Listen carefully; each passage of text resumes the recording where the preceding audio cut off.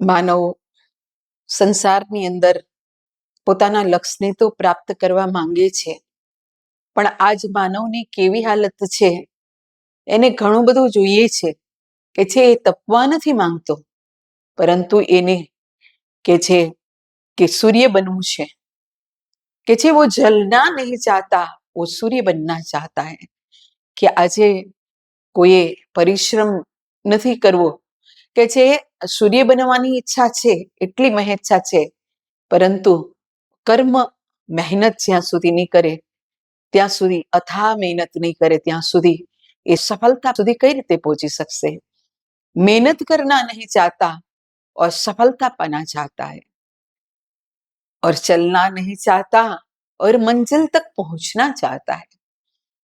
આજે તમે જુઓ સંસારની અંદર માનવ શોર્ટ વે અપનાવે છે કે સૌથી ટૂંકો માર્ગ કઈ રીતે હું ધન કમાઈ લઉં, નાના રસ્તે, યાની કે અનીતિથી, અનાચારથી, કોઈ પણ રીતે માનવ દરેક બાબતની અંદર તમે જુઓ, કોઈ વિધિઓ હોય, ચાહે લગ્નની વિધિ હોય, કોઈ પણ હોય, ત્યાં પણ તમે આવા સંવાદો અક્ષર સાંભળ્યા હશે કે મહારાજ થોડું જલ્દી કરાવજો, થોડું, કેમ કે આજે બધાને ઉતાવળ છે। કહેવાનો મારો મતલબ છે કે એવા આ સમયની અંદર જો કે છે બધા માર્ગની અંદર કદાચ શોર્ટ વે માણસ વિચારી શકે, પરંતુ સંતો કે છે કે જ્યારે સીધા રસ્તે જશે અને જે એનો પ્રોપર માર્ગ હશે એના ઉપર જ્યારે ચાલશે ત્યારે જે ખરી સફળતાને પ્રાપ્ત કરી શકે છે। આપ લોકોએ જોયું હશે, માનવને કંઈક પ્રાપ્ત કરવું હોય તો અનેક બહાના બતાવશે કે મને આ તકલીફ હતી એટલે હું આ ન કરી શક્યો, આમ હતું, આમ માનવને, પરંતુ તમે જુઓ, એક નદી જ્યારે પોતાના ઉદ્ગમ સ્થાનેથી નીકળે છે, જ્યારે પોતે ત્યાંથી પ્રયાણ કરે છે, એને કોઈ રસ્તો બતાવનાર નથી, વાંકા ચૂકા રસ્તા, પહાડોને, પર્વતોને ચીરીને એ નદી જ્યારે ખડખડ વહેતી આવે છે જંગલોના માર્ગેથી, અને આખિર એ સમુદ્રને મળે જ છે। ઠીક એવી જ રીતે જેમ એક નદીનું લક્ષ્ય સમુદ્રનું મિલન, સમુદ્રને મળવું છે, એવી રીતે માનવનું પરમ લક્ષ્ય શું છે? માનવનું લક્ષ્ય છે ઈશ્વરની પ્રાપ્તિ, એ માનવનું પરમ લક્ષ્ય છે। પરંતુ એ પરમ લક્ષ્યને પ્રાપ્ત કઈ રીતે કરી શકીશું? કારણ કે સંસારમાં એ અનેક વિધિઓથી વિચાર કરે છે કે હું ઈશ્વરને પ્રાપ્ત કરી લઉં, પણ કે છે દરેક એવી વિધિ નથી કે જેનાથી ઈશ્વરને પ્રાપ્ત કરી શકાય। આદિગુરુ શંકરાચાર્યજી કહે છે કે કુરુતે ગંગા સાગર ગમનમ વ્રત પરિપાલનમ અથવા દાનમ જ્ઞાન વિહીનમ સર્વમતેન મુક્તિ ન ભવતી જન્મ સતેન। કેટલી સુંદર વાત કરી છે કે કદાચ જ્ઞાનને પ્રાપ્ત કરવા માટે તમે સંસારની અંદર કે છે ગંગાની અંદર સ્નાન કરી લીધું, કૃતે ગંગા સાગર ગમનમ, કદાચ તમે ગંગા સાગર જઈ આવ્યા, કે છે વ્રત પરિપાલનમ અથવા દાનમ, વ્રતોનું પરિપાલન કરી લીધું, અનેક પ્રકારના દાન કરી લીધા, કીધું મુક્તિ ન ભવતી જન્મ સતેન, કીધું કે જ્ઞાન વગર વ્યક્તિની મુક્તિ નથી મળી શકતી આ કોઈ પણ કર્મથી। એટલે સંતો કે છે કે હે ભાઈ, કીધી તે તો જાતરાઓ ચારે ધામની, કીધી તે તો જાતરાઓ ચારે ધામની, પ્રભુને ઓળખ્યા વિના એ શું કામની, પ્રભુને ઓળખ્યા વિના એ શું કામની। જુદી જુદી નદીઓના નીરમાં તું નાયો, તોય તારા મનડાનો મેલ ના ધોવાયો। કદાચ વ્યક્તિ અનેક નદી તીર્થધામની અંદર પણ જઈ આવ્યો, પણ જ્યાં સુધી એને પ્રભુ પરમાત્માને ન જોયા, એને ન ઓળખ્યા, ત્યાં સુધી એ બધું શું કામનું, સંતો કે છે। એટલે સજ્જનો, મને એક વાત યાદ આવે છે કે એકવાર અગર એક વ્યક્તિ એમ વિચારે કે મારે મંજિલને પ્રાપ્ત કરીને જ રહેવી છે, મારા લક્ષ્યને પ્રાપ્ત કરીને જ રહેવું છે, તો એ લક્ષ્યને પ્રાપ્ત કરીને રહે છે। ઇતિહાસોની અંદર આજના સમયની અંદર આપણે ઉદાહરણો જોઈએ છીએ કે જેને એકવાર મગજની અંદર વિચારી લીધું કે આ લક્ષ્યને મારે પ્રાપ્ત કરવું છે, એ પ્રાપ્ત કરીને જ રહે છે. તો સજ્જનો, આપણે પણ ઈશ્વર પ્રાપ્તિના લક્ષ્યને કેમ પ્રાપ્ત ન કરી શકીએ? એક તમને વાત બતાવો કે એક ઉજ્જૈન નગરીના નરેશ જે હતા, એની સુપુત્રી જેનું નામ હતું તિલોત્તમા રાજકુમારી. એ ખૂબ જ ધર્મજ્ઞ હતા અને ધર્મની અંદર ખૂબ વિદ્વાન હતા અને શાસ્ત્રોનું એને ખૂબ જ માત્રામાં જ્ઞાન હતું. કોઈ પણ વિદ્વાન પંડિતો આવે, કોઈ પણ શાસ્ત્રાર્થ કરે, બધાને માત આપી દેતા. અને એવો શાસ્ત્રાર્થ કરતા, ગમે ત્યાંથી ગમે તે દેશથી કોઈ પણ વિદ્વાન આવે અને એ વિદ્વાનને એ પરાજિત કરી દેતા, હરાવી દેતા હતા. આવી રીતે એના રાજ્યની અંદર અનેક લોકો દૂર દૂરથી આવતા, પરંતુ આજ સુધી કોઈ તિલોત્તમાને નહોતા હરાવ્યા. એટલું એને કે છે શાસ્ત્રોનું જ્ઞાન હતું, ધર્મનું જ્ઞાન હતું. પંડિત લોકો વિચાર કરે છે, વિદ્વાન લોકો વિચાર કરે છે કે તિલોત્તમાને જ્ઞાન છે એ તો બહુ સારી વાત છે શાસ્ત્રોક, પરંતુ એ જ્ઞાનનું જે અભિમાન છે એના કારણે એ બધાને પરાસ્ત કરતી જાય છે, એ બરાબર નથી. તિલોત્તમા રાજકુમારીના પિતાજીએ એલાન કર્યું કે જે મારી પુત્રીને શાસ્ત્રાર્થમાં હરાવશે એને હું મારી પુત્રીના વિવાહ એની સાથે કરીશ. તો સજ્જનો, પંડિતો વિદ્વાનો કે છે કે હવે સબક શીખવાડો છે તિલોત્તમા રાજકુમારીને. એને બહુ અભિમાન છે પોતાની વિદ્વતાનું. ચારેય તરફ લોકો નીકળી જાય છે અને કે છે કોઈ એવો મહામૂર્ખ મળે જે ખરેખર એને કોઈ દિન દુનિયાનું જ્ઞાન ન હોય, એવા વ્યક્તિ સાથે તિલોત્તમાના વિવાહ કરાવીએ. હવે બને છે એવું કે એકવાર પંડિત લોકો જંગલમાંથી પસાર થઈ રહ્યા હતા. એક વૃક્ષ હતું, એની ડાળી એક વ્યક્તિ કાપી રહ્યો હતો. જે ડાળી ઉપર પોતે જ બેઠેલો હતો એ જ ડાળીને મૂળથી કાપી રહ્યો હતો.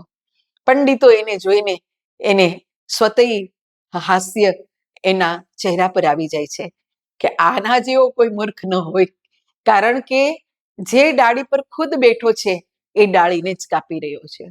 પંડિત લોકો એની પાસે જાય છે, કઠિયારાની પાસે, અને કે છે ભાઈ તારા લગ્ન થયા છે કે નહીં? કે નહીં. કે લગ્ન કરવા છે રાજકુમારી સાથે?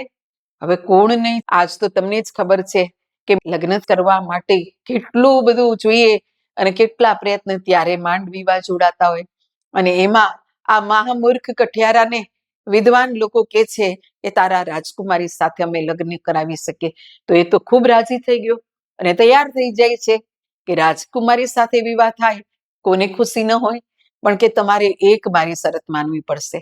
એ મૂર્ખ કઠિયારાને કે છે એક મારી વાત માનવી પડશે કે તમારે એક શબ્દ પણ બોલવાનો નહીં.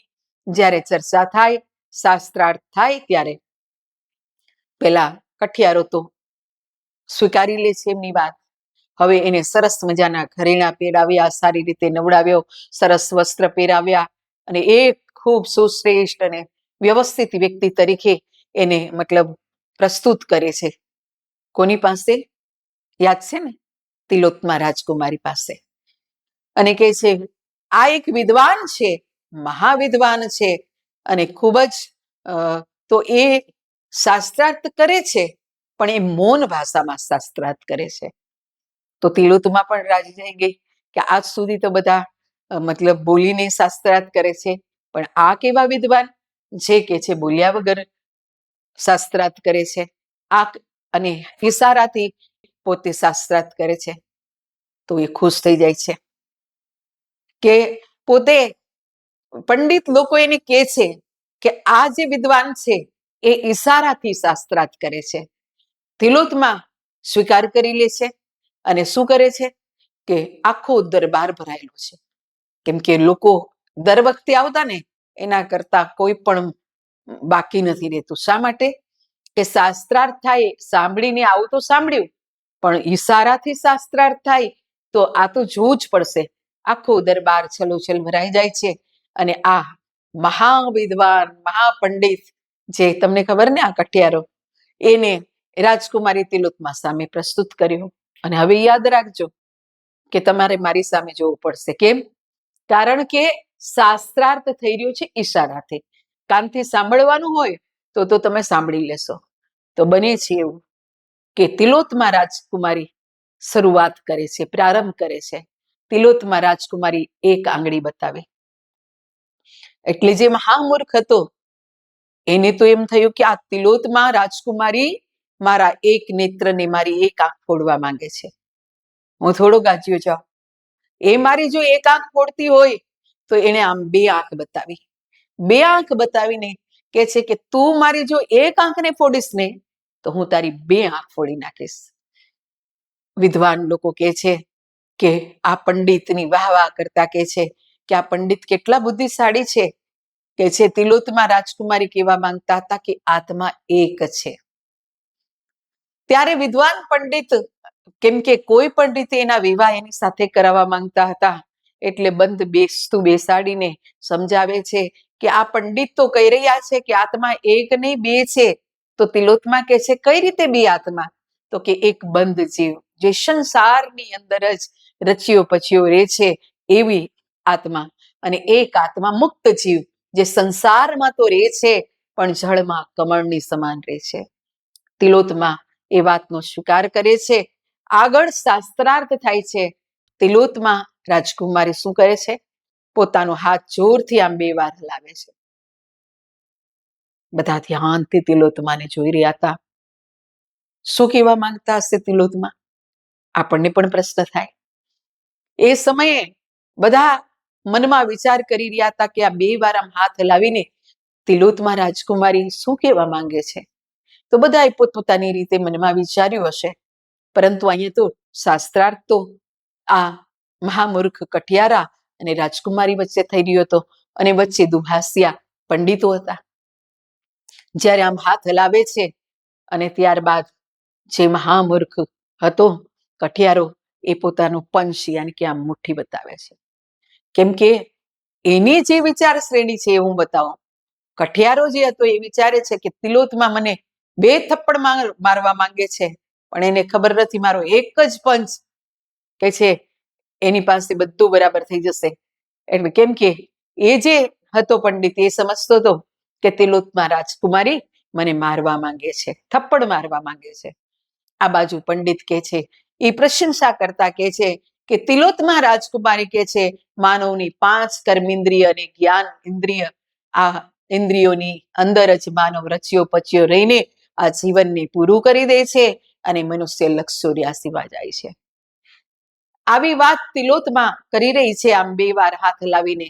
બધા લોકો પ્રશંસા કરવા લાગ્યા કે ધન્ય છે તિલોત્તમા રાજકુમારીની બુદ્ધિ, ધન્ય છે એની વિચાર શ્રેણી, કે સાચી વાત છે માનવ 5 કર્મેન્દ્રિય અને 5 જ્ઞાન ઇન્દ્રિયની અંદર જ પોતાના જીવનને પૂરું કરી દે છે. સારું ખાવા માટે, સારું જોવા માટે, સારું સાંભળવા માટે, સારું પહેરવા માટે સંસારની અંદર એની અંદર જ લાગેલો છે. પરંતુ કે છે આ પંડિતને તો ઓર ધન્યવાદ આપવો જોઈએ કે જ્યારે એને આમ કર્યો, એનો મતલબ એ કે આ ઇન્દ્રિયો છે એનું જ્યારે દમન કરીશું, જ્યારે આ ઇન્દ્રિયને કે છે આપણે એને જે બહિર્મુખી થઈ ગઈ છે એને અંતર્મુખી કરીશું તો માનવ જન્મારાને એક સાધક છે, એક મનુષ્ય છે એ સુધારી શકે છે.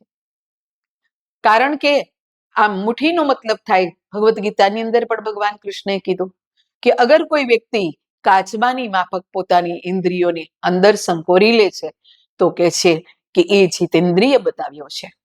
તો આ રીતે વાર્તાલાપ થયો અને તિલોત્તમા રાજકુમારી હાથ જોડે છે કે હું પરાજિત થઈ ગઈ. આખિર પંડિતોને જે જોઈતું હતું એ મળી ગયું અને તિલોત્તમા રાજકુમારી અને મહામૂર્ખ કઠિયારાના લગ્ન થઈ ગયા. ખૂબ ધામધૂમથી વિવાહ થઈ ગયા. હવે લગ્નના પહેલા જ દિવસે રાજકુમારી કે છે અને જે આ મહામૂર્ખ બંને રાજમહેલની અંદર પ્રવેશ કરી રહ્યા હતા અને એની નજર, કઠિયારાની નજર બહાર જાય છે. ત્યાં ઊંટોની પોટ જઈ રહી હતી, યાની કે ઊંટો જઈ રહ્યા હતા અને એ જુએ છે ને એટલે આનાથી રીવાતું નથી. એને ઊંટ બોલતાય નહોતું આવડતું, એટલો બધો કમજોર અને મહામૂર્ખ હતો. અને ઊંટને જુએ છે ને એટલે આમ આંગળી ચીંધી કે છે ઉટર ઉટર ઉટર. એટલે તિલોત્તમા જુએ છે કે આ શું? અને જ્યાં સામે દ્રષ્ટિ કરી ત્યારે એને ખ્યાલ આવી જાય છે કે પંડિતોએ મારી સાથે છલ કપટ કર્યું છે, એક મહામૂર્ખના વ્યક્તિની સાથે મારા વિવાહ કરાવ્યા છે. એને ક્રોધિત થઈને એ કઠિયારાને રાજમહેલથી બહાર કઢાવી દે છે કે મારી આંખ સામે જ તમે નહીં જોઈએ, અને આમ કરીને એને રાજમહેલ બહાર કાઢ્યો. અને જ્યારે રાજમહેલ બહાર એને મોકલી દે છે તો એ કઠિયારો મનમાં વિચાર કરે છે કે આજ મારા રાજકુમારી સાથે ધામધૂમથી લગ્ન થયા, પરંતુ આજ કઈ એવું કારણ હતું કે જેના કારણે રાજકુમારી તિલોત્તમાએ મને એનાથી દૂર કરી દીધો, કે જે હું મહામૂર્ખ છું અને મારી અંદર કોઈ વિદ્વતા નથી.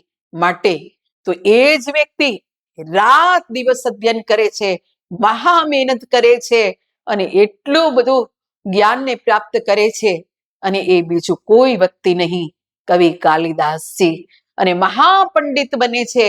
એનું જે ઉદ્બોધન છે, આજ પણ મોટી મોટી ડિગ્રીઓ પ્રાપ્ત કરવા જાય તો એના ચરિત્ર વિશે આપણે કે છે ભણતા હોઈએ છીએ.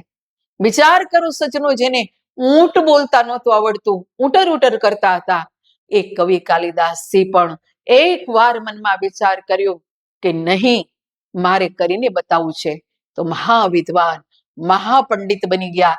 એ આપણા ઇતિહાસો એના સાક્ષી છે. તો સજ્જનો, આપણે પણ જીવનની અંદર કોઈ પણ વ્યક્તિ આજ બધા અલગ અલગ પ્રકારના લક્ષ્ય ગોલ પોતાના જીવનમાં રાખે છે. કોઈને કે જે વૈજ્ઞાનિક બનવું હોય, કોઈને ડોક્ટર બનવું હોય, કોઈને વકીલ બનવું હોય, કોઈને દેશભક્ત બનવું હોય, બહુ સારી વાત છે. અને ઘણીવાર એ પોતાના લક્ષ્યને પ્રાપ્ત કરીને જ રહે છે. આ લક્ષ્યને પ્રાપ્ત કરી રહે છે, મહેનત કરે છે, ત્યારે પણ માનવનું એક પરમ લક્ષ્ય છે. અને એ પરમ લક્ષ્ય શું છે કે છે એ પહેલા હું તમને એક વાત બતાવું. આપણે સંતોના જે સત્સંગ છે એ ધ્યાનપૂર્વક સાંભળવાના, કેવલ માત્ર મનોવિનોદ મનોપ્રમોદ માટે જ નથી હોતા. એ જે સત્સંગ હોય છે એના ઉપર જ્યારે મનન વિચાર કરીશું તો જેમ દહીંને મથવાથી માખણ નીકળે છે, એમ આપણે પણ જીવનમાં સાર તત્વ કાઢી શકીશું. નહીં તો કેવું થશે, આપ લોકોને બતાવું કે એક હિન્દી પરિવારની અંદર એક નવી બહુ આવે છે, અને નવી બહુ આવે તો ઘરના લોકો બધા એમ જ છે કે એના હાથથી કંઈક વાનગી બને, એ કંઈક બનાવે. અને આજકાલ તો તમને ખબર છે, ભણવામાં રે તો એટલું બધું નોલેજ હોતું નથી, પરંતુ આ યુટ્યુબ, ગૂગલ, આ બધાને ધન્યવાદ આપવો જોઈએ આજની ટેકનોલોજીને, કે કંઈ પણ બનાવવું હોય તો માણસ એની અંદર જોઈને કોઈ પણ એને વસ્તુ શીખવી હોય તો એમાંથી શીખી શકતા હોય. તો આને પણ શીખવું હતું કે ચાલો મારે બનાવવાનું છે, તો એને થયું કે ચાલો મારે અંગુર રબડી બનાવી છે, અને અંગુર રબડી પોતે બનાવે છે યુટ્યુબની અંદર જોઈને. આ બાજુ એનો પરિવાર ધાર્મિક હતો, એના સાસુ હતા એ પણ એવા ધાર્મિક, રોજ મંદિરમાં સવાર સાંજ જવું, ઘરે ધૂપ દીવા કરવા, સાધુ સંતો આવે તો એને માન સન્માન આપવું, આવું બધું હતું. અને રોજ એના સાસુ એટલો ભક્તિભાવ હતો, લોકો તો ઘંટી રાખે, પણ એ તો રોજ સવારમાં મોટો ઘંટ રાખતા અને ઘંટ વગાડીને રોજ ભગવાનની આરતી પૂજા કરતા. આખા ગામને ખબર પડી જાય કે એને ત્યાં આરતી પૂજા થઈ રહી છે. હવે બને છે એવું કે સાસુ ઘંટ ગોતતા હતા, મળે જ નહીં, કે ઘંટ ગયો ક્યાંથી મંદિરમાંથી, નાનું છોકરું નથી કે કોઈ ઉઠાવીને લઈ જાય, પણ મળ્યો જ નહીં. અને કે છે એકવાર ફ્રીજ આમ જ્યાં ખોલવા જાય છે ને તો સામે ઘંટ દેખાણો સાસુમાને. તો આશ્ચર્ય થયું, તમે કોઈ દિવસ ફ્રીજમાં કોઈ ઘંટ મૂકે? અને એને આશ્ચર્ય થયું કે આ ફ્રીજમાં ઘંટ કોણે મૂક્યો? બધાને પૂછવા લાગ્યા. ત્યાં તો જે નવી વહુ હતા ને એ આવ્યો, સાસુજી, મમ્મીજી, આ ઘંટ તો મેં રાખ્યો છે. સાસુમાને પણ આશ્ચર્ય થયું, એ કે ઘંટ મંદિરમાં હોય? એ કે હા, હું મંદિરમાંથી જ લાવી છું. તો કે આ ફ્રીજમાં કેમ રાખ્યો? કેમ કે ઘંટ કોઈ દી બગડે નહીં, પિત્તળની હોય ઘંટ, એમાં શું બગડવાનું? એ કે છે કે મમ્મીજી, बात ऐसी है कि मैंने अंगूर रबड़ी बनाई. મેં અંગુર રબડી બનાવી અને એમાં રેસીપીમાં લખ્યું હતું કે અંગુર રબડી આ રીતે બનાવવાની, અને બની જાય પછી 1 ઘંટા, ધ્યાનથી સાંભળજો, 1 ઘંટા ફ્રીજ મેં રખ દેના. તો મેં જેમ યુટ્યુબમાં જે રેસીપી બતાવી તેમ જ કર્યું. એણે કીધું 1 ઘંટા ફ્રીજ મેં રખ દેના, તો મેં પણ 1 ઘંટ ફ્રીજમાં રાખી દીધો. વિચાર કરો, શું એ ઘંટ વગાડવાનું ઘંટ ફ્રીજમાં રાખવાનું કીધું? તો નહીં, એને 1 ઘંટા જે વસ્તુ એને વાનગી બનાવી હતી એ ફ્રીજમાં ઠંડી કરવા રાખવાની કીધી હતી. બસ આપણે પણ સંતોની વાત ઘણીવાર આવી રીતે ઉપલબ્ધ લઈ લઈએ છીએ. સારી વાત સાંભળીએ, 2 મિનિટ હસીને કાઢી નાખીએ છીએ. પણ હું આપ લોકોને બતાવી રહી હતી કે એક લક્ષ્યને પ્રાપ્ત કરવા, કોઈ વૈજ્ઞાનિક બનવું હોય, કોઈને ડોક્ટર બનવું હોય, કોઈને એક્ટર બનવું હોય, કોઈને રાજનેતા બનવું હોય તો કેટલો પરિશ્રમ ઉઠાવે છે. પણ આવો, દરેક માનવનું પરમ લક્ષ્ય એક છે. અને એ શું પરમ લક્ષ્ય છે? ઈશ્વરની પ્રાપ્તિ કરવી એ માનવનું પરમ લક્ષ્ય છે. માટે સ્વામી રામતીર્થે કીધું, સ્વામી રામતીર્થ મહારાજ કહે છે, હજારો જન્મ પછી પણ મનુષ્ય ઈશ્વરને જ પ્રાપ્ત કરવાના છે, તો આજે કેમ નહીં? માટે આવો, હું આપ લોકોને એ કહીશ, આપણે નાના મોટા અનેક લક્ષ્યોને જીવનમાં પ્રાપ્ત કરી લીધા અને લોકોને ઉદાહરણરૂપ બન્યા, પણ જે આપણું પરમ લક્ષ્ય છે, ઈશ્વરની પ્રાપ્તિ, એ લક્ષ્ય હજી બાકી છે. માટે આવો, જેણે એ ઈશ્વરી તત્વના દર્શન ઘટ મંદિરની અંદર કર્યા હશે એ જ આપણને કરાવી શકશે. તો આવો, આજ પણ કે છે આજના આ યુગની અંદર, આજના આ સમયની અંદર માનવ ઉત્થાન સેવા સમિતિ, જેના સંસ્થાપક છે સદગુરુદેવ શ્રી સતપાલજી મહારાજ, એ પણ માનવ માત્રને જે પણ એમના ચરણોમાં આવે અને જેને પણ જ્ઞાન જાણવાની પીપાસા હોય, કીધું છે ને, શ્રદ્ધાવાન લભ્યતે જ્ઞાનમ, જેની અંદર ઉત્કંઠા હોય છે, જિજ્ઞાસા હોય છે, એ ઈશ્વરી તત્વને જાણવાની, તો એ જ્ઞાન કરાવે છે. અને એમનું કહેવું છે ખાસ, કેવલ થિયોરિકલ વાતની અંદર જ રીઝાતા નહીં, પહેલે જાનો ઓર બાદ મેં માનો. પહેલા જાણો અને પછી માનો. તો સજનો, આ જીવન બહુ કિંમતી મળ્યું છે અને આ જીવનને એમને વ્યર્થ ન કરીએ. આટલું કહીને મારા વિચારને વિરામ આપીશ. બોલીએ શ્રી સદગુરુદેવ મહારાજ કી જય.